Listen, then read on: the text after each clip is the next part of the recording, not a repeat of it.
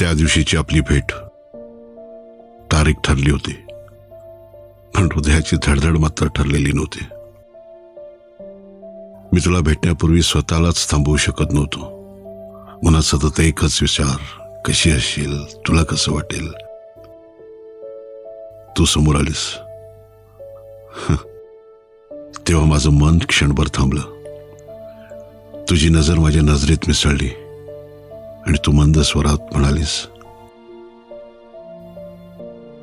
खूप दिवस प्रतीक्षा केली आहे रे मी ह्या क्षणाची. मी मंद हसत उत्तर दिलं, मीही. आणि वाट पाहणं कठीण होतं बरं का माझ्यासाठी. त्या वाक्यामध्येच न बोललेली भावना दडलेली होती. आपण जवळ आलो, एकदम नैसर्गिक, एकदम सहज, जणू दोन आत्म्यांमध्ये अंतर उरलंच नव्हतं.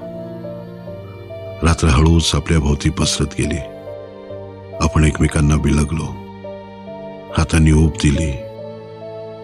आवाज शांत झाले, फक्त श्वास श्वास आणि भावना बोलू लागल्या. त्या शांततेत तू हलक्या आवाजात विचारलंस, आजची ही भेट लक्षात राहील ना रे.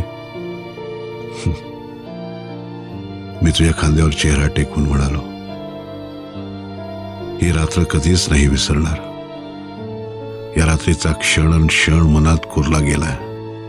आपण रात्रभर जागे, क्षणांचे वेगवेगळे रंग, आठवणींची ऊब, एकमेकांजवळ येण्याची ओढ, एकमेकांच्या जवळ असण्याची गोडी, सगळे इतकं खोल, शांत, पूर्ण. पहाटेचा मंद प्रकाश आत येत होता. तुला जायचं होतं. तू दाराशी उभी राहून पुन्हा कुजबुजली. कधी भेट होईल परत माहित नाही, पण आजचा क्षण विसरू नकोस. मी उत्तर देऊ शकलो नाही, नुसतीच मान हलवली. भेट पुन्हा झाली नाही, पण त्या रात्रीचे स्पर्श, त्या हळूवार कुजबुजी, एकमेकांकडे पाहण्याचे निक्षिप्त क्षण आजही मनात खोलवर गुंजत राहतात. कधी रोमांचित करतात, कधी अस्वस्थ करून जातात. त्या रात्रीत आपण जवळ आलो, पण त्याच रात्री काहीतरी हरवूनही बसलो. काहीतरी की सर्वस्व. सर्वस्वच. माझे मी पण आणि तुझे तू पण.